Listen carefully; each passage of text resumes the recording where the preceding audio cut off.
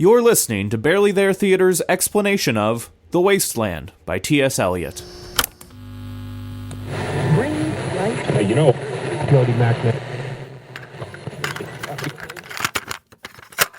I have utensils here for marking, highlighting, whatever it is you want to do. So what we're going to be doing today is weird. I've not done one like this before, so y'all are learning with me. I say this should be very interesting. There's going to be three parts to this recording session. The first part is we're literally just going to talk through this monster, make sense of it because it does not make sense in quite a few places.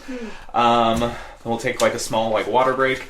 Then we're gonna go through and actually rehearse what the performance will be like, and then we'll take another quick water break, and then we'll record it. So that's going to be our evening. So this, how do I want to start this? I guess before I even, because I have so many notes. I have so much. It's going to be a little bit like an English lesson in certain parts, but that's fine. I'm so glad the notes that you put in. God love you. Yeah. Yeah. Wow. Yeah, because. I wasn't just going to be like, all right, here's some random languages. Good luck. You're kidding me. What? So I guess the history of this play. Very World War I. Yes, very World War I. It was written. I should have marked this down somewhere off the top of my head. 21, maybe? Yeah, that sounds right. It was 1921, and so it was written in the fallout of World War I. And it was, when it first came out, it lit the poetry world on fire because everyone was like, what the fuck is this? Dark. And T.S. Eliot is like, oh yeah, it's just this thing I put together. And everyone's like, but what does any of this mean? And so when they went to publish it, what the copy you guys have is what T.S. Eliot sent to publishers, and they're like, this isn't long enough for a book, man. He was like, okay, I'll pad it out. So he wrote a bunch of footnotes to include an extra, I think it was 12 pages to make it justifiably big enough for a book. Okay. And his footnotes were in reference to all these things in the poem, and they're just abstract. They're fragments. They don't actually help anything. He was being a troll. He was like, oh, people are curious about what this means, and then he puts in an obscure quote in Latin that people had to go and translate, and it was just an incomplete quote, and it was just so it's a very fragmented piece. And if you've ever listened to mashup music today where they take all those different songs, how on YouTube there's the biggest hits of 2022, and that's all the pop songs just turned into one song. I love those. That's what this is. But a century old, because most of it is excerpts and quotes from other pieces of literature that he's just smushed together into this new piece. Really? Yes. And so there's a few points as we're going through where I'll point out and being this is a quote from this. That's right. Yes. Let me break up. Hey! Get off! I hope that's left in. Great, Tony. I know. These That's cats. There's one who. So it's very fragmented, and it's pulled over from all over. So I think before I even kind of start getting to explanations, I want to start with you guys and see what do you think? What is it about? And there are really no wrong answers. Was he really referencing long ago civilizations? Yes. That he was is. legit. Mhm. Legitimate. Okay. Yep. Interesting. There's a bunch of Greek.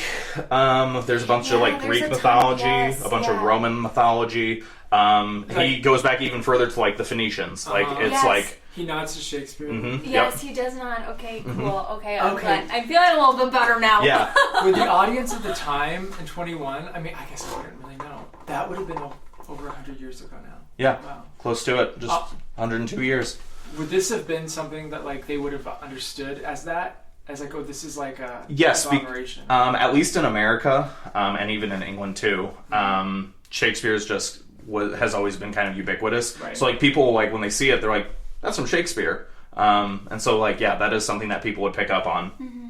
And there is, and he also used a lot of like songs that were popular at the time. Okay. And I actually have one that I'm going to play when we get to it as in the discussion. Perfect. Where he would just literally like lift quotes out of the songs and like slap it right here in the middle. And so everyone was like, well, why is this?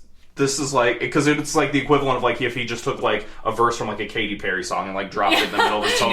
And people are like, why do you have this Teenage Dream verse in here? He's like, it's a deeper meaning. It's art. It's art, yeah. Tell me. Look it up. Yeah, look it up. Can't you feel it? Yeah, can't you feel it? It's not to be seen. Yeah, I loved like the themes, like the reoccurring, like the Unreal City under the brown fog. I really loved all the like the nature imagery within it, and I also loved that I felt like each section, even though they were divided up into sections or like chapters almost, it still felt like those sections were divided. Like it felt like almost they were setting. Sorry, automatic lights. That's okay. It felt like they were setting up like what the actual point of the story was almost. Like they were establishing, you know, almost like the themes or what it's about, and then they sort of get into like the actual characters or the actual people within the poem itself. Yeah, I thought it was really cool. It was hard. It was, like I said, it was super hard. It was super dense at first. And there were some things where I'm reading it and I was like, I don't even get this, but it's so fucking cool. Yeah. Yeah, like the language is just so like wonderful, but like I'm gonna be real. There are parts that like I hard like to chew. Yeah, hard to chew, and I like would go to research it to be like, is there any meaning? And like everyone's just kinda like make of it what you will. I'm like, well, that's not very helpful. But because this is also such like a classic piece of literature, there's just like dozens and dozens of essays where people like will break down like what a single line means and like what it's in reference to. So this is a really easy piece to do that with. Yeah. I bet this like changed the world of poetry. A little bit, yeah. This was because I mean that was kind of one of T.S. Eliot's big thing is he was like part of that really like that like dramatic movement at the start of the century that like shifted like kind of all of literature into like the modern mode. Where like everything was very like people focused instead of like focused on like heroes and villains and like these large archetypes. This was part of the movement that kind of helped break that down. And this is even a little more abstract than like the typical other work he was like compared to, because I mean there's, I forget what page it's on, but like he even like gets into some like funky like formatting stuff where like the words just crawl across the page. Oh, yeah. Page 6. Yeah, the formatting. Yes, thank you. I almost felt like there were two speakers. On Yep, that page. yep, absolutely. At times, well, it's hard to distinguish, like when it starts to For change. sure. I was like, did we just switch narrators like halfway through? And then I'm like, oh my gosh, yeah, we're jumping. Like it's supposed to be undistinguishable. Yes, yeah. That's how it feels. Yes, I love that you guys are picking up on this. And I am so thankful that I was picking up on it too. I feel like it's made to be read out loud, even though approaching this, I'm like, I have no idea how this. I had to read it out loud. I was like reading it to my coworker. I was like, Teresa, this is can I just read this to you out loud? And she was like, yes. Yeah. It's because whenever I do these, I always like send out the script in advance to be like, here what your lines are. But I found that when I was trying to do that for this piece, I was like fundamentally like changing what it was to like make it fit the format. Yeah. And I was like, and that's like robbing it of its structure. And so I was like, you know what? I'm just going to give you guys this as like the original piece of text. Yeah. And then we'll just work it through. I love how they bring in the tarot and talk about the hangman. Yeah. Because hangman that's the Neptune card. And Neptune rules Pisces. And I love that you're here because you'll be able to really talk to that whole section because I was like so stoked that I knew you were going to be here to talk about that section. Literally, guys, the sun just conjuncted Neptune in the sky right now, and I was just talking about Neptune. Crazy. That is crazy. 5 minutes ago. I love it. Literally. Sorry. Okay, keep going. That is no, so you're okay. Cool. Madam Sosostris. Sosostris. Yeah, and I have notes on how to pronounce some of the weirder words in here. So before, I'll ask one more question before I kind of just start like breaking it down. What did you kind of struggle most with? Because 100%. We all struggled with at least parts of this, if not the entire thing. And if you struggle with the entire thing, that's totally valid. Oh yeah, for sure. Yeah, I was not picking up on any of this. Yeah. It felt like sleepwalking a bit. Yeah. Like, it felt like it's like about just like people, but sleepwalking through their own life. Or lives, like all these different people. Yeah, I feel like I had a really hard time picking up on themes. I was like, I get what the words are saying, Yep. Yeah. and the words are making sense, and the couplets are making sense. The lines are explaining, but like, what is like between the lines? I think like on two levels. Well, I feel like it's metaphorical and literal. Yeah. Like saying that like, even if you escape the wasteland, be that like your body is the wasteland, and you have a sick body, right? Or like you're in a sick space or whatever. Can you ever really escape it? Yeah. Can you ever really get away from the wasteland? Yeah, I can.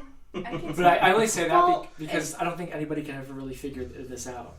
Totally. Yeah. And I think that too, that's a good point as well. I didn't even think about that. But like they talk a lot about like the body, and I feel like it's a lot of reflection. Yeah. Like, it's a lot of like characters reflecting back. I felt like throughout the whole thing, or I feel it's a lot of older characters. Yes. Yeah. I wonder if that was intentional. It's like older. It feels like Yeah. Cerny and mentioned. I think my favorite was I have to find it, and they were like my old wrinkly breasts or something like that, and I was like, that's so cool and also really funny at the same time. So I'm so glad you picked up on that section in particular. So I'll just start here at the top and kind of work through, and hopefully give you guys a bit of a key into this. So on the very first page, literally the title page before we're even officially in the poem, there's a phrase in here that's really important, and it's this chunk of Latin and Greek. I'll just focus on the translated part. For once I myself saw with my own eyes the Sibyl of Cumae hanging in a cage, and when the boy said, "Sibyl, what do you want?" she replied, "I want to die." Which, love that it's not even part of the poem, but here it is. So the Sibyl of Cumae is a figure from Greek and Roman mythology. She was a priestess, a prophet, who oversaw the Apollo temple, and so like she was viewed as this kind of like if you guys ever saw like the Disney Hercules, how there's like the seers with like the creepy eyes. She's effectively kind of like that, not necessarily like a horrible twisted sister. Is she known by any other names? Yes, and one of them appears later in this. And so she is this priestess prophetess. She was a part of like Greek mythology, but then she was adopted into like the Roman mythology of how their empire like was formed and like created. So it's this already out the gate. It's this Greek character who's been repurposed for Roman history thousands of years ago. And Sibyl was this older, the story goes that she was this older woman who appeared before the king, offering 9 books of prophecies at this like absurd price. And the king is like, "I'm not paying that. You're this weird, creepy old woman in my court. Get the hell out of here." And so she lit 3 of the prophecy books on fire, burned them to nothing. She then went to like his next in line, was like, "Hey, I have 6 prophecy books. Here's this absurd price." And the next guy was like, "Get the fuck out of here. This is too much money." And so then she burns the next 3. And he was like, "Okay, maybe there's on the off chance this is worth it." So he pays the absurd price and he gets the last 3 books of prophecy. And the story goes that these books were so important that they were stored in the Temple of Apollo in Rome. And then in 80 BC, that temple burned to the ground with all the books in it. And it was so important to like the Roman government at the time that they like sent out like what's the word I'm looking for? Messengers through like all of the Roman Empire to be like, "You need to recollect the stories. You need to recollect these prophecies. We need these back." Yeah. And so it's the government. And so after they reassembled all these stories, the government then went through and like determined what was and wasn't one of the prophecies of Sibyl, which is so already we have a Greek hero adopted for Roman culture, and then ultimately rewritten by Roman culture for Roman culture's own purposes. Right. And so she is this immortal prophet who is just like caged by the Romans. And so when the kids are like, they're like picking on, they're like, what do you want? She's like, please just kill me. Like, just put me out of my misery. And so it's not as morbid now. Yeah. It's really distinct. And it's really important that it starts off with this quote, like, this is not out of nothing. And so I'm going to draw all of your attention. So we're going to have to go to the middle to make sense of the whole thing before we even start at the beginning. The page 10, about 2/3 of the way down.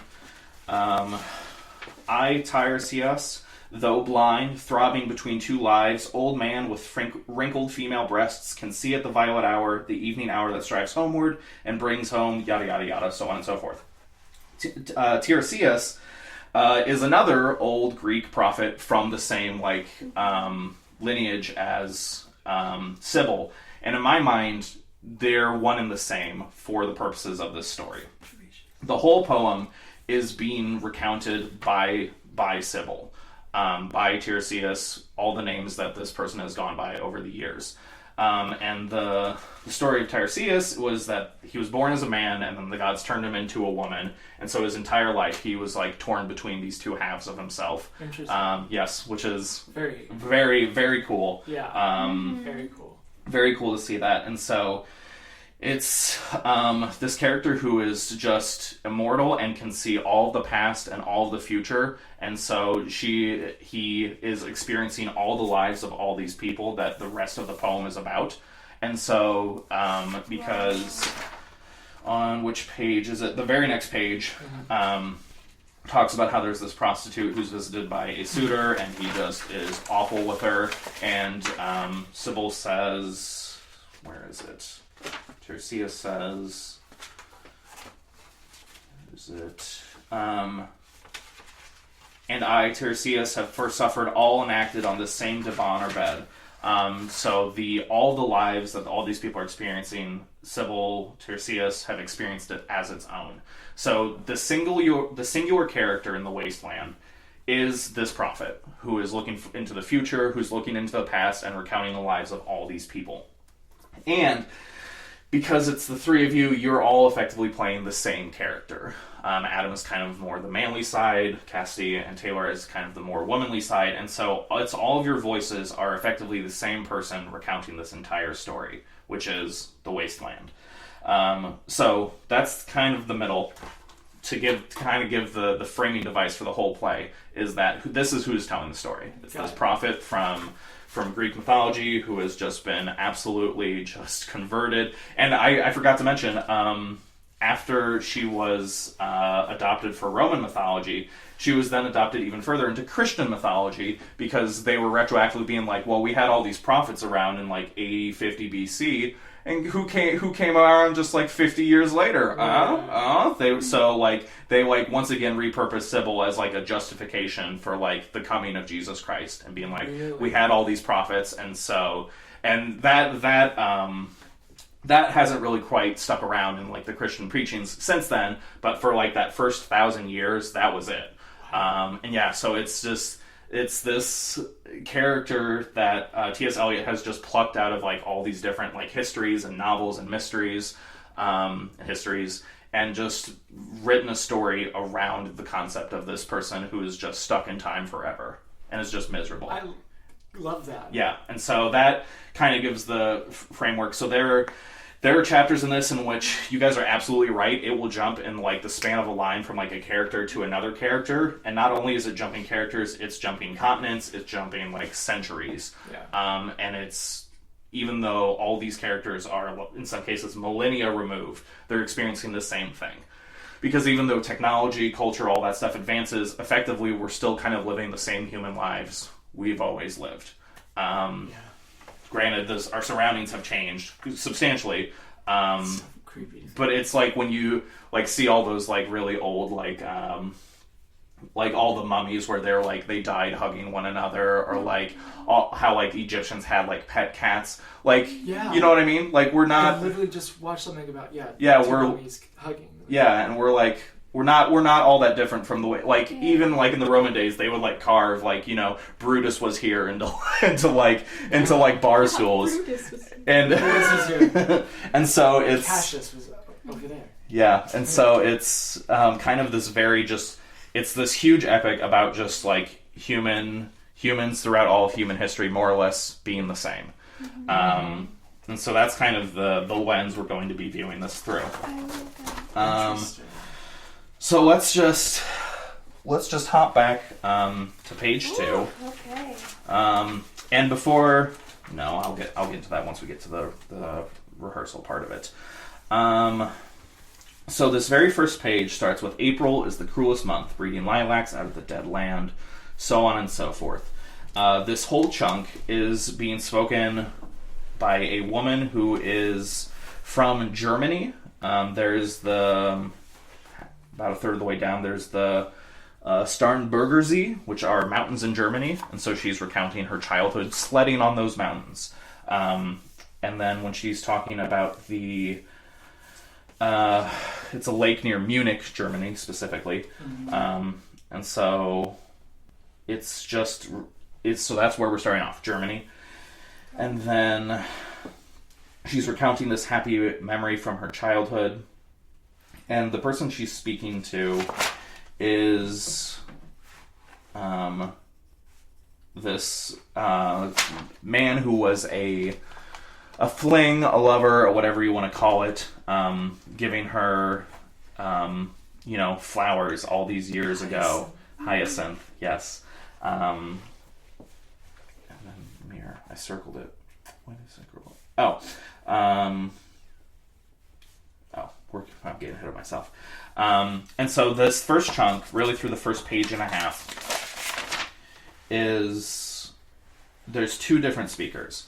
The first stanza here, from April is the cruelest month, all the way through, I read much of the night goes south in the winter. That's the German woman. And then we immediately switch to a different voice. This is now a different person speaking. What are the roots that clutch? What branches grow? So on and so forth. Comes all the way down to this real banger of a line, I will show you fear and a handful of dust. So this second stanza, this is Sybil speaking directly to the reader, the audience, whatever you want to call it. So already those are our first 2 voices for this scene. That's Sybil. And then, yes. And then because, and my justification for that, and this is kind of my thought process behind all of this. If there are points where you guys disagree, that's valid. Please feel free to be like, I read it a different way. I literally wrote, what is meaning to this? Which part was that? Oh, nothing. It was the second stanza where we were going into Sybil, because I could get that there was a person speaking in the first one, but like I couldn't tell where we had rotated in the second. And so the justification I'm making for kind of having the second stanza be Sybil is it has almost like this kind of like alluring quality where it feels like you're being drawn in, like come in under the shadow of this red rock. To me, it just feels like just being gently pulled in to this place you don't necessarily want to be, because as soon as you're in there, she is immediately like, yeah, I'm gonna make you afraid. And then it shifts immediately back into the German woman. Oh no, I didn't translate that part. It's fine. Well, I translated it. I didn't get the pronunciations. Yes. But I can look that up quick enough. So it shifts back to her, and she is speaking what is, I believe it's a German song that she's just kind of singing to her lover. And then she shifts back into just talking about this memory of all these years ago. And that ends on Ud und Leer das Meer. Sorry, Germany. That's not how you pronounce any of that. And then we shift to Madame Sosostris, which is yet a different character. And she has her brief little kind of section here where she talks about, she's reading a prophecy to someone. And it's the prophecy she's reading. I'm choosing as she's reading it to the German woman, and so it's kind of both a flashback and a forward, because it is the German woman recounting her experience to go and visit Madame Sosostris and the prophecy she got from her, and so that's this stanza from Madame Sosostris all the way through. One must be so careful these days. And then we shift into Unreal City, which is the last part of this first chapter, section, whatever you want to call it, which is its own distinct poem that reoccurs throughout the rest of the piece. And it is, under the brown fog of a winter dawn, a crowd flooded over London Bridge. So many, had not thought death had undone so many. And it's this just talking about a funeral procession in a city that doesn't yet exist, Unreal City. And it's just all these people who are just kind of, it's like a very slow death march where everyone is just listless and doesn't know what they're doing because the grief they're feeling for this person who has died, which is, I would argue, probably just very many people, has crippled this entire community. I couldn't tell if I think I changed it, but at first I was like, is this a funeral? And I was like, no. I was like, is it like a death march, like almost like troops coming into somewhere? Because like they're all flowing over the London Bridge. I had not thought death had undone so many. Each man fixed his eyes before his feet. I was like, is this like troops coming in? But that's so funny. I'm so glad that you said that it was. And I love that you picked up on that, because there is also those tones of it. Of you who were within me, the ships at Malai, that corpse you planted last year in the garden, has it begun to sprout? Which I just love that. What a fun little line. So that's also another totally valid way to read it, is that it is all these soldiers coming back from war, just totally disconnected from the world around them, because like World War I was fucking horrific. And so like it's, of course they're gonna come back and just walk about in like this stupor, because like the things they saw, you know, to kill a man is just immediately like supplant it with like the idea of like a seed, that like just that harsh contrast is just so delightful. And so who would you say is speaking in this then? Is this just like a narration? It's just, it is, for the Unreal City, it is just a soldier who is coming back from war, just same as any other in the crowd. And then at the end, he spots a friend, what he thinks is a friend, and he calls out to his friend. And the friend responds, you, hypocrite lecteur, mon semblable, mon frère, which translates to you, hypocrite reader, my fellow, my brother, which is the start of T.S. Eliot already just kind of being a little bit of a, what's the word I'm looking for, troll. Because the line starts off with you, hypocrite, and then immediately shifts to French halfway through the line. And lecteur translates to roughly reader, so the people who are like, well, what does this mean? And they would like go and translate it, or being like, me? Yeah. I'm the hypocrite? For what? To follow up with my fellow, my brother is, it's you. You know, you and me are the same. That's actually so good, because I bet like they translated and then they're like, what am I being a hypocrite about? Yeah. And then they have to go back and read it. Yeah. And other things, like I said in my email, this is so dense, like we could spend like literal days talking about this. For sure. But I'll just kind of point out a few other things to kind of start pulling some strings together for you. Be aware of all dimensions of water. There's the first one is on page 2/3 of the way down, and the dry stone, no sound of water. Water is a very, throughout the piece, a very life-affirming thing, until it isn't, but I'll point out that moment when we get to it. And so anytime you come across water, it is related to the idea of life and growth. And then it's contrasted with their shadow under this red rock, Red is another reoccurring color that it's never like ruby, it's never maroon, it's always red that keeps coming back throughout the rest of the piece. Red. And it stands in yes, and it stands in harsh contrast to the idea of kind of like blue flowing water. And so there's those two threads.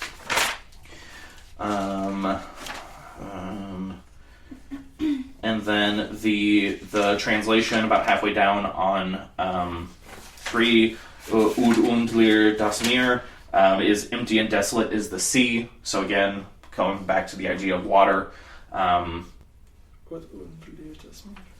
Looking into the heart of light, the silence, to immediately contrast that with empty and desolate is the sea. And then further down, there is the card, the drowned Phoenician sailor. So there is once again this this idea of water, in this case linked to death, and that's kind of the two halves of it, is that it is both life and death. Yeah. Phoenician, ancient civilization that was long gone, well before even Greeks came along. The drowned Phoenician sailor is a character that was coming back later, and so I will be able to point that out when he comes back. In addition, there's the phrase, "Those are pearls that were his eyes. Look." Again, that phrase comes back later in the poem. Belladonna. That's poisonous. Oh, okay. Oh yeah, it's beautiful. It smells like it's fragrant, but yeah, it can kill you. I love that. Terribly poisonous. I Yeah. didn't know that. Thank you. It's very Yes. dangerous. But it smells. And here's the one-eyed merchant. Again, that's another character that's coming back. One-eyed merchant.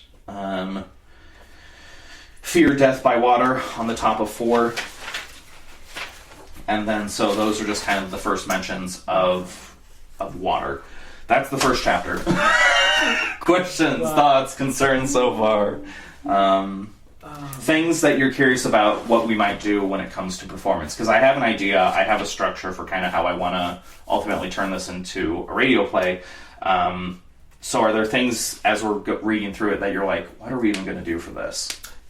And if you don't have them at that time... About the whole thing. Yeah. Got it. Okay. But like, totally like so excited about it too at the same time. Like, oh my gosh, like this could be anything. Yeah, I can definitely see like why you wanted to turn it into a play. At first I was like, poem into a play, like that's interesting, but I was like, that might just be a poetry reading. But then after you get to reading it, you're like, oh yeah. Right, yeah. It's very, it doesn't read like that. Alright, so chapter 2, A Game of Chess. I'm going to be real, this is probably my least favorite passage from the entire thing, because it is literally just a page of these really extravagant, stifling opulence of living somewhere super fucking bougie. I don't know that... I'm gonna be real. I don't know that we need this much material related to this, because it's all one. Yeah, it's ultimately. Yeah, I struggle. You're not a period in sight. Yeah, and so I struggle a lot with this passage. There's a character I didn't do some research on. My apologies, Philomel, further down. But there is a phrase about most of the way down, jug to dirty ears. That is, and I can't do bird calls, but that's a bird call. The so it's written as jug, but it's literally just a bird call. There's a lot of these that come back later on where they just are. If you read it out loud, it sounds like nonsense, but it's meant to be the sound of birds. So that is something where we'll try that as we're rehearsing to like see if we can make bird sounds. But if not, I might just go into the parts of the internet and pull out bird sounds. But if we can do it with human voice, that would be cool. I'll work on it. If anyone can pull through for a bird sound, it's totally Taylor. We'll see. And so we have this first huge chunk, which is just spoken from this elegant mansion. So elegant. And then we shift into totally different characters. Or, maybe I'm going to contradict myself.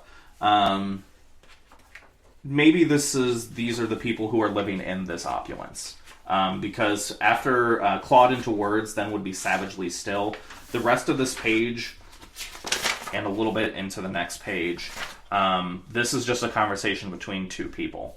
I kind of view it as a husband and wife, though as we kind of work things through, that could be subject to change. I thought it was like the people who were like you said, living in this area.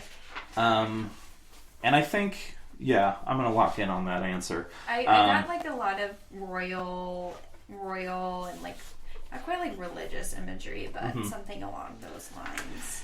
And even now, as I say it out loud, we have this huge long chunk that is just so overwhelming.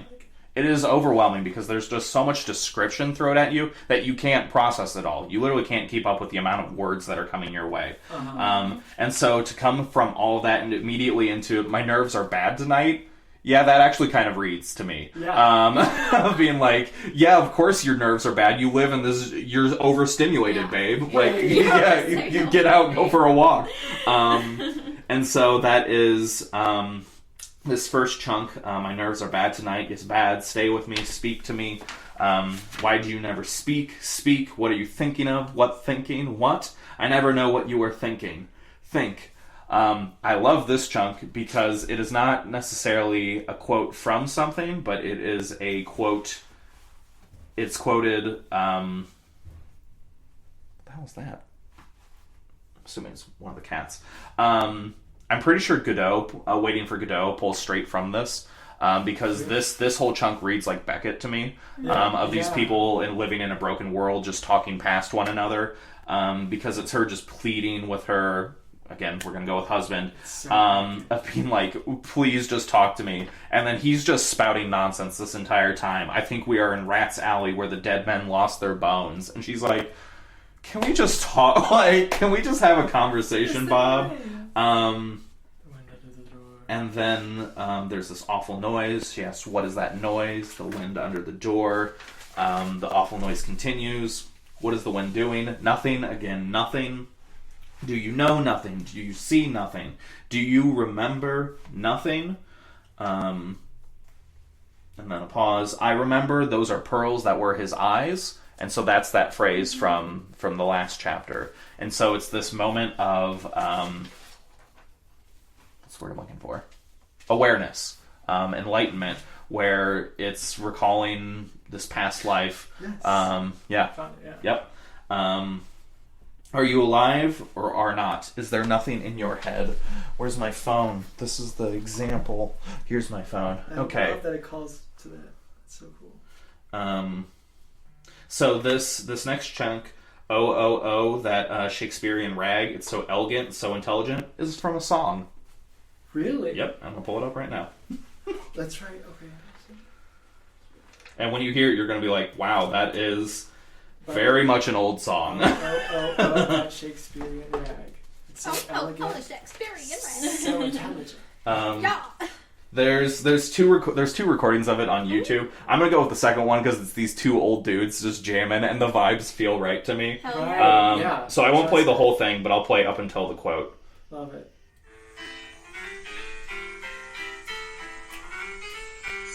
Romans, countrymen, I come not here to praise, but lend an ear and you will hear a rag, yes, a rag that is grand. Phil Shakespeare never knew a ragtime in his days, but the highbrow rhymes of his syncopated lines you'll admit surely fit any song that's now a hit. So this rag I submit. That Shakespearean rag, most intelligent, very elegant. And so he flips the lines of it. Classical drag has the proper stuff, the line lay on the duck. And it goes on from there. It's just so fun. And so that's what this chunk is like. Well, on your first read, you're like, oh, like what is this like edgy, like I was like, it's really just like and so it's again this wife being like, please just talk to me, and he's just like, Am I going fucking crazy? Yeah, that's exactly what it is. And Sushi immediately is, and when she's immediately like, what shall I do now? Because she's just like, I'm living with a fucking lunatic. I shall rush out as I am and walk the street with my hair down. So, what shall we do tomorrow? What shall we ever do? Straight up. Quote, that is from Waiting for Godot. Yeah. And then he responds with the hot water at 10. There's that water again. And if it rains, a closed car at 4. And we shall play a game of chess, pressing lidless eyes and waiting for a knock upon the door. Waiting for Ganok. Yep. Yes. Yeah. That's exactly what it is. And so I just love this little phrase because, again, it's just more nonsense from this, like, just fragmented mind. And then pressing lidless eyes. What a beautiful way to just say stare at one another. Like, because that's what it is. That's if you're pressing lidless eyes, that's just looking at one another.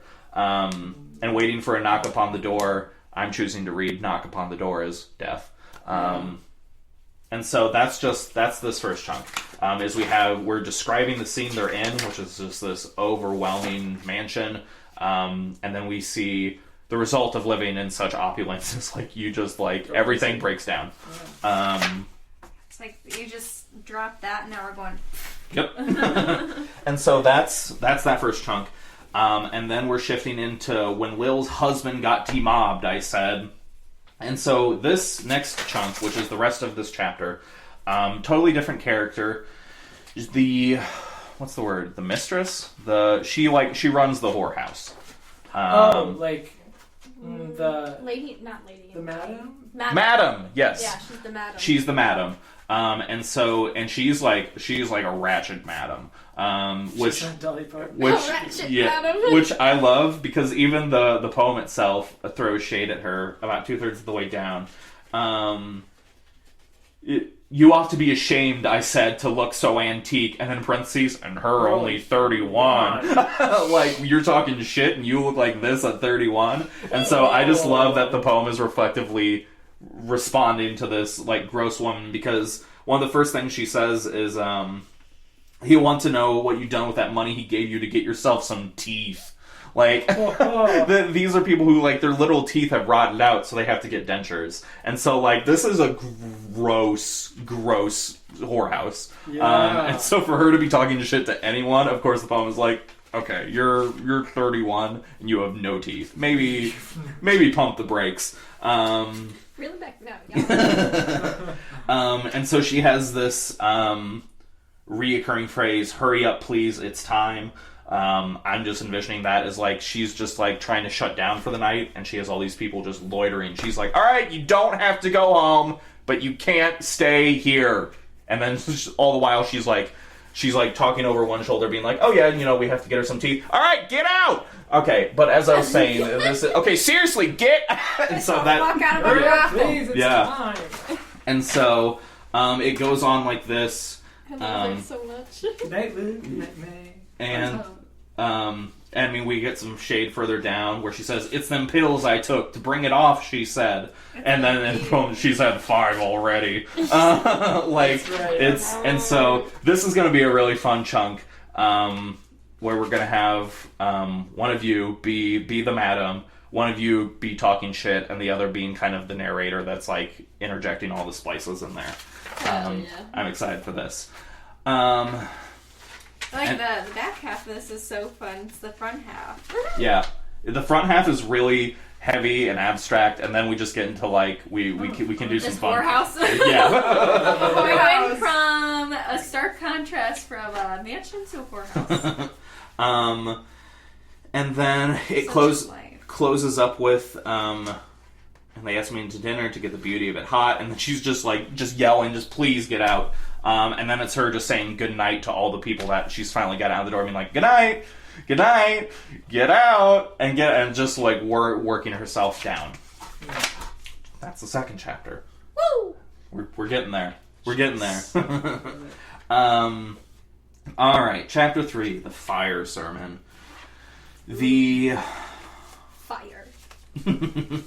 The river's tent is broken. The last fingers of Leaf clutch and sink into the wet bank. I love this one.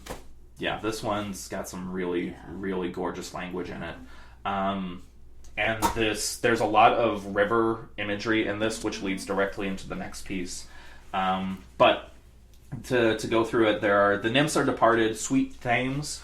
That's the river that runs through London. So now we are, if the first chapter is roughly in Germany, the second chapter, I don't know why, but I'm choosing to read it as French. Just those big, opulent, French gorgeous, brothel. like the Baroque of The like, Moulin Rouge. where they just have the French mansions are like gorgeous, but like overwhelmingly so. So we're kind of now we're across the pond and we're in England now. The river bears no empty bottles, so on and so forth. By the waters of Le Mans, I sat down and wept. That Le Mans, I'm sure I'm pronouncing it wrong, is a lake in Switzerland that is T.S. Eliot is referencing.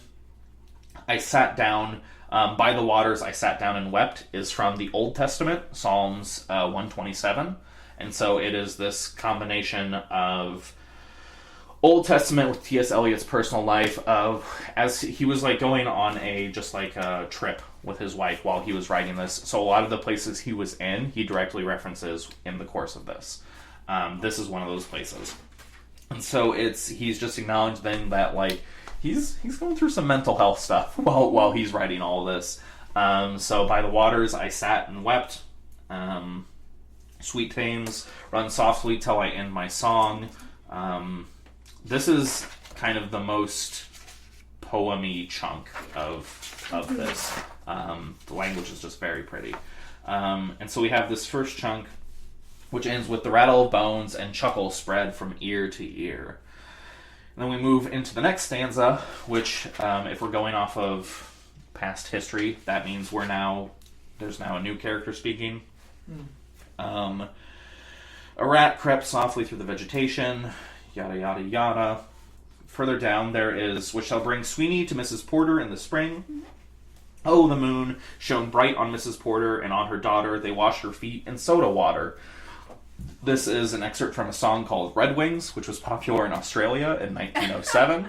So on T.S. Eliot's journey around the world, when he was in Australia, he heard this song and he liked it. So he put that excerpt here in the middle of this poem. And then he just kept on barreling through. All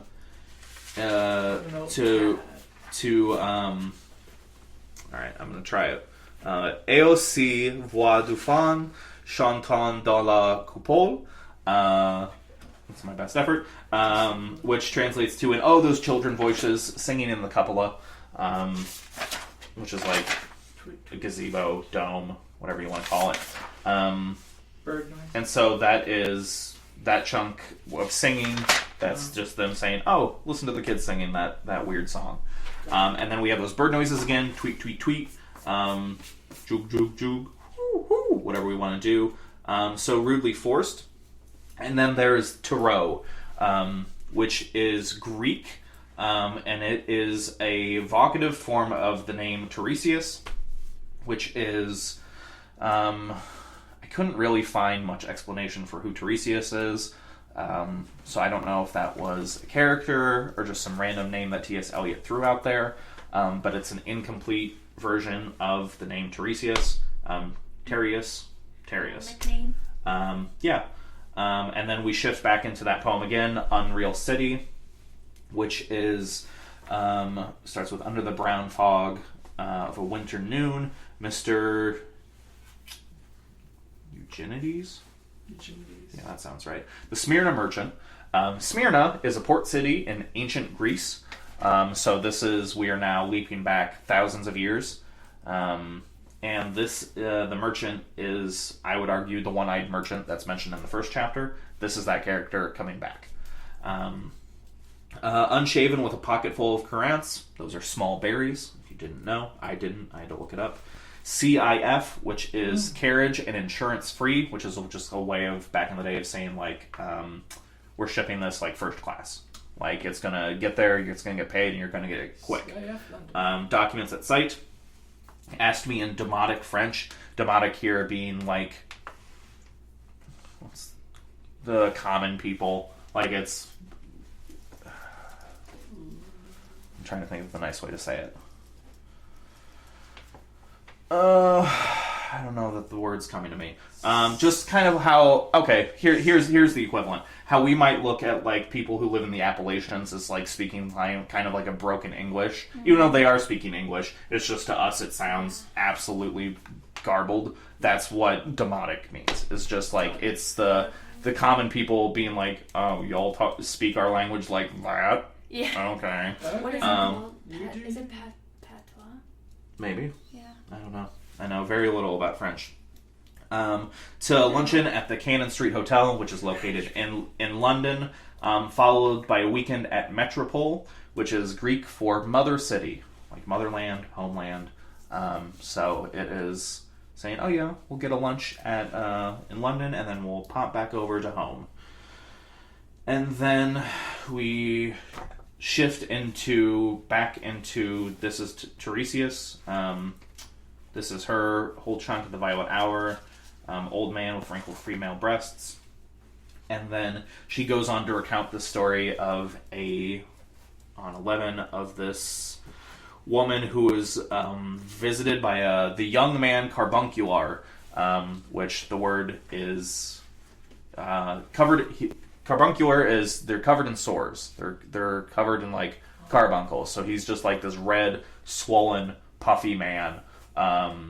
Just literally dripping with disease, and then they have fling is too nice of a word, but they have relations. She's totally indifferent to it, and then he just goes about with one final patronizing kiss and gropes his way, finding the stairs unlit. So literally, he just like comes in, has his way with her, and then just like wanders out. And she, to her response to that is, "Well, now that's done, and I'm glad it's over," which is.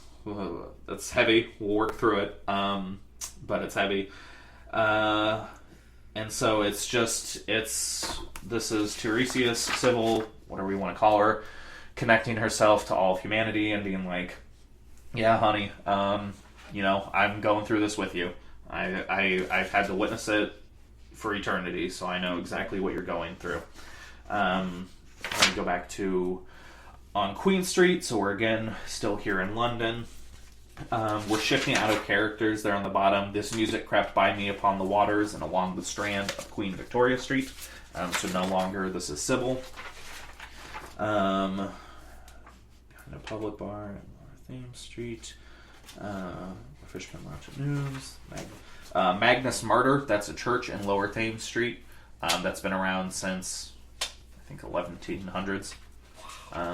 So just an ancient church. Yeah. Inexplicable splendor of Ionian white and gold. And then we have the river sweats, which is just what a fun little phrase. Which goes on for a bit. Then we have some bird noises. Way la la la, Leah. Way la la la, la la la. Whatever. And this goes on for a bit. More bird noises.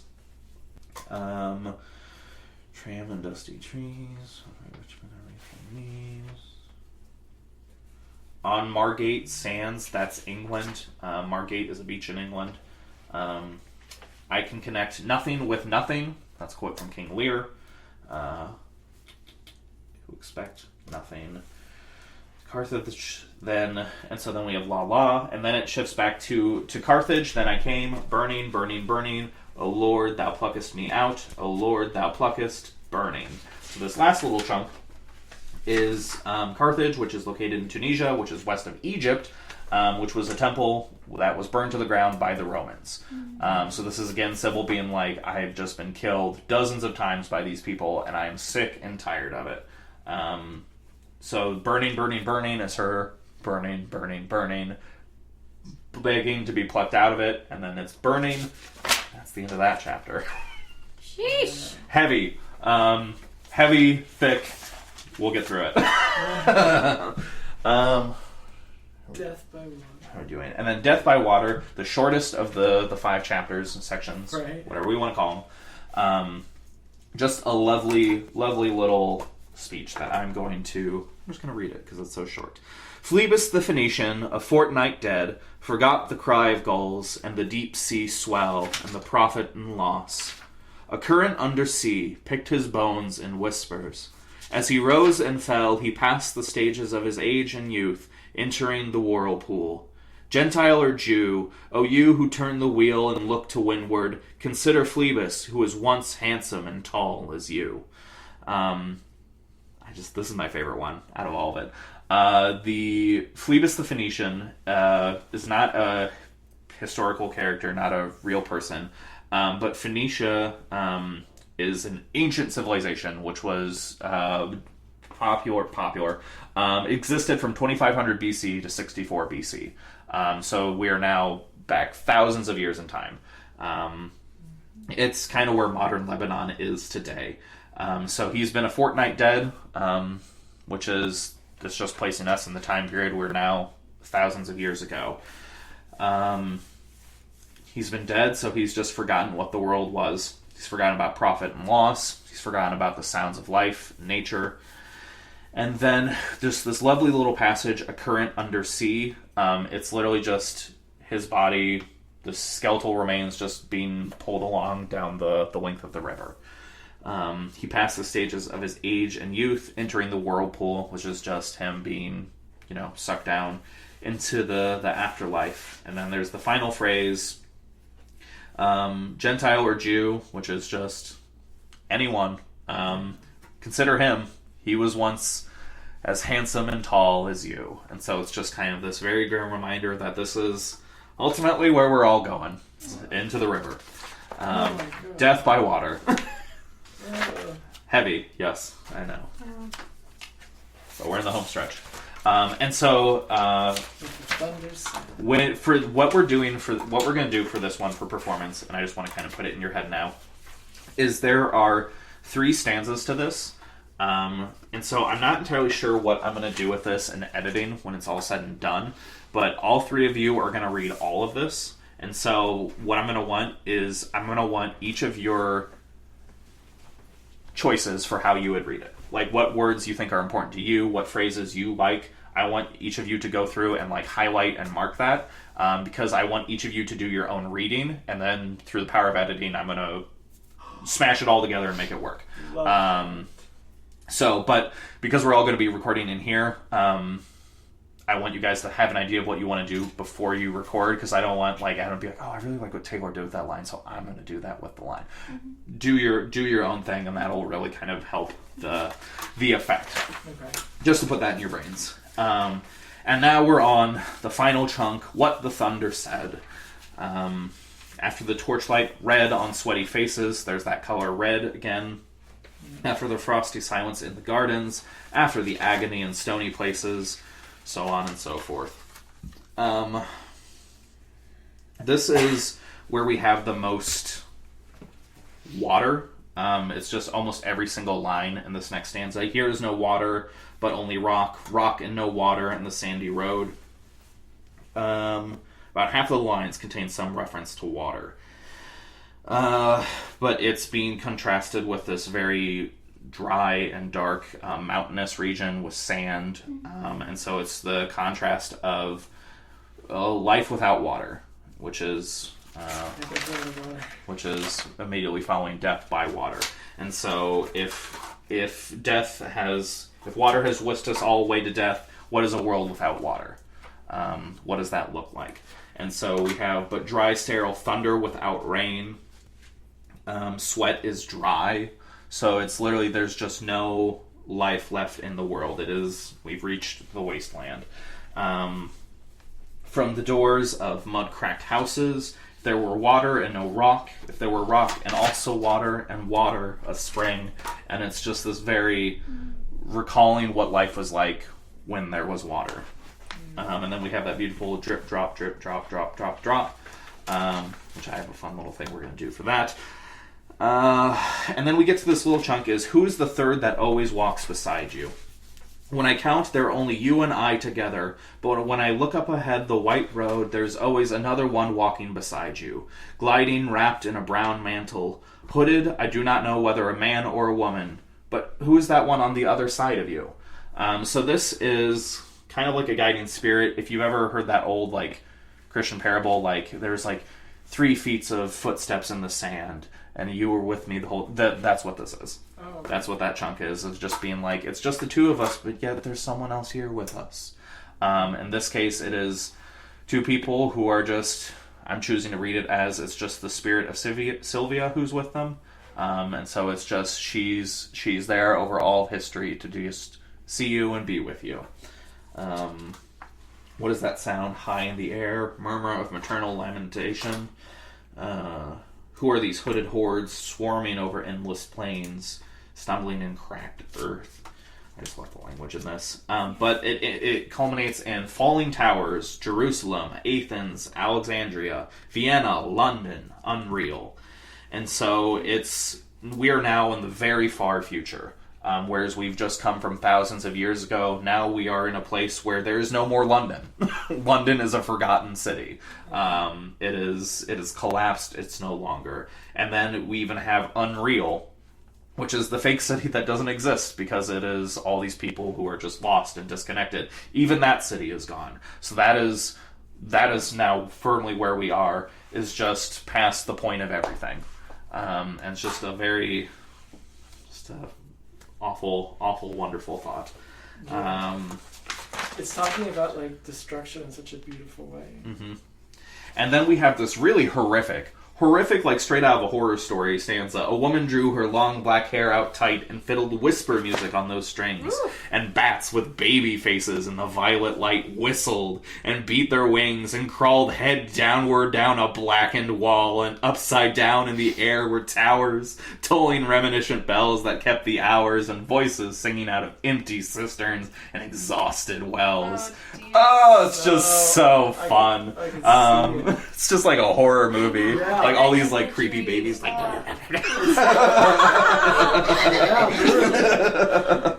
oh my gosh, look at Noodles. Noodles did not enjoy that noise I made. Sorry, buddy. He's like, it's okay, I'll forgive you.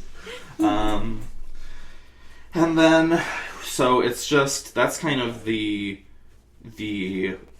world we're in. Is just this very dead, dry, horrific world. And then we go further down.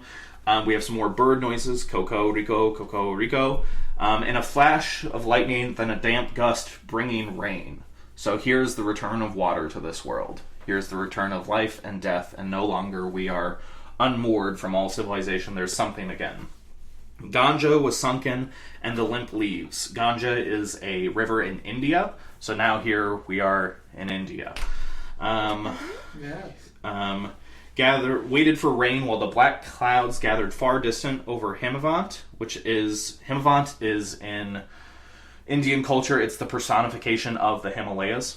Oh. And so like how in Moana there was I forget the character's name, but it was the island who was like the embodiment of the sea. It's that kind of same idea. It's the embodiment of the mountains. But it's a distinct one because it's not saying there's clouds gathering over the mountains. It's gathering over the spirit of the mountains. And so it's a key difference.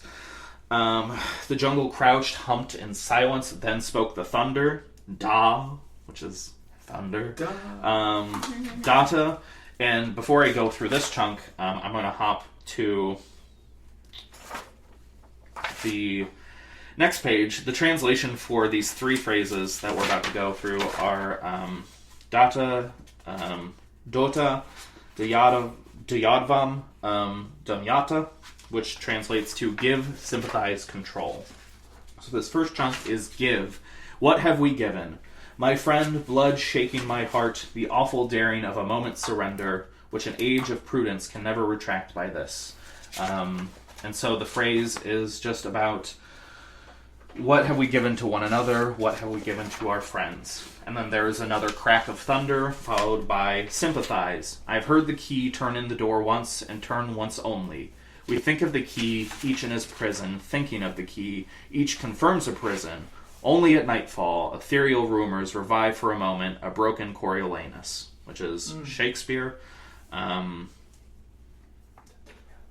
it's the idea of each of us being aware of our own mortality, of our own lives, and how at night we can kind of get away from that the thought of that impending doom, like Coriolanus. That's all he was concerned about, was his forthcoming death. And so how at night we can get away from that. And then finally there's control. The boat responded gaily. To the hand expert with sail and oar, the sea was calm. Your heart would have responded gaily when invited, beating obedient to controlling hands. And so the idea of control is there's a boat that is perched above the water, above the sea of life and death. And so it's the idea of just kind of being momentarily lifted from that cycle of life and death and being aware of your surroundings, which is a very Hindu kind of, that's a core principle of the belief, is that that's what meditation is removing yourself from the moment and just being Zen, being Zen.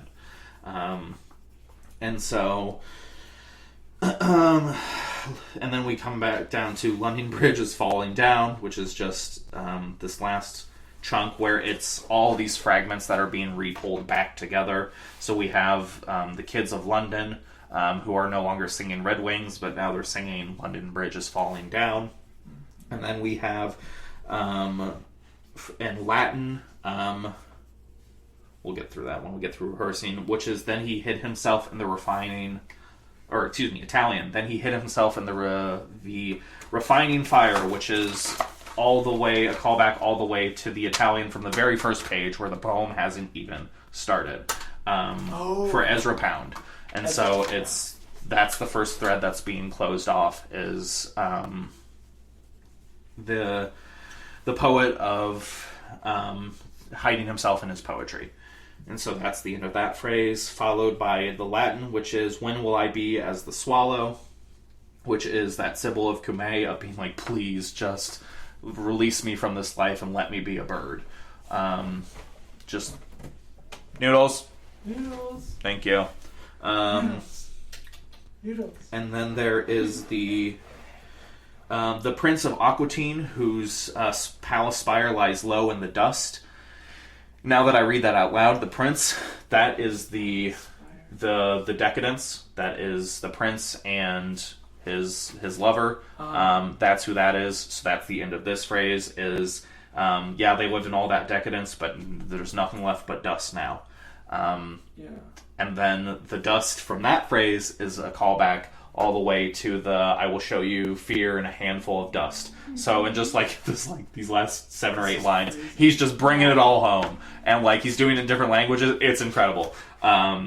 This is the shit that gets me so hyped. Is like when I was like taking this for English, this shit, like a room of like English nerds were just going ham over this, because like it's like it's amazing the fact that you can have this totally just dense, abstract, and you can somehow still like pull it together in like just the last few moments. It's an incredible piece of writing. It really, and like, yes, it is like almost needlessly dense, but it's just the fact that like you can find these threads and follow them the whole way through is so fucking cool. And I think that's what's really going to make it a powerful performance piece, is now that we've identified these threads, we can kind of pull them out as we're doing it.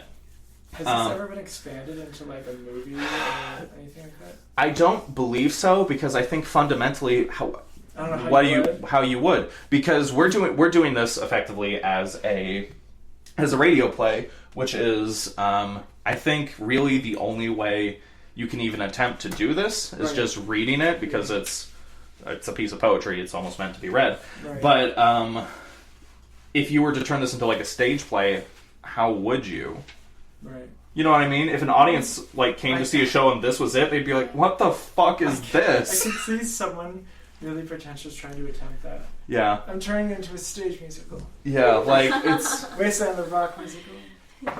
And that was what I like what I said earlier. Like that's what I struggle with. Musical. It's a rock opera. Yeah. It's like Bear. Yes. And then just these last few lines, and then we'll take a quick break. These fragments I have shored against my ruins. The fragments being all of these pieces of the whole poem being snapped together. And then we shift back to, I quote it as English, but it's technically Middle English. Why then I'll fight you. Hieronymo is mad again, which is, Hieronymo is from the Spanish Tragedy by Thomas Kidd, which is basically a Hamlet ripoff in the days of Hamlet. Same story, different writer, different vibes, but it's the idea of like, you know, Hamlet's losing his mind again, because effectively the same character. And then we end with that phrase, well, we don't end with, we then pull in the phrase we just went through, which is da-da, dam yavadam. We'll get the correct pronunciation when we rehearse it, which is give, sympathize, control. So it's just that last little chunk of thunder that we went through. It's just recounting that. And then we end on Shantia, Shantia, Shantia, which is, according to Eliot, translates to the peace which passeth understanding. Is it Shanti? When I attempted to Google translate it, it said it was Shanti and then like a very slight sound. Shanti. Shanti. Like even lesser than that. Like it's Shanti. it's almost kind of like Shanti. yeah. It's very very slight. It's we can effectively just call it Shanti, which is the peace which passeth understanding. Again, that's that kind of Buddhist principle of elevating yourself above who you are. Yeah. And that's the Wasteland. Damn. Very, very dense. Does it make a little more sense now? Yes. Is it a little less intimidating Yes. going through it and just like breaking it down piece by piece? Completely. Great. That's good. then that was time well spent.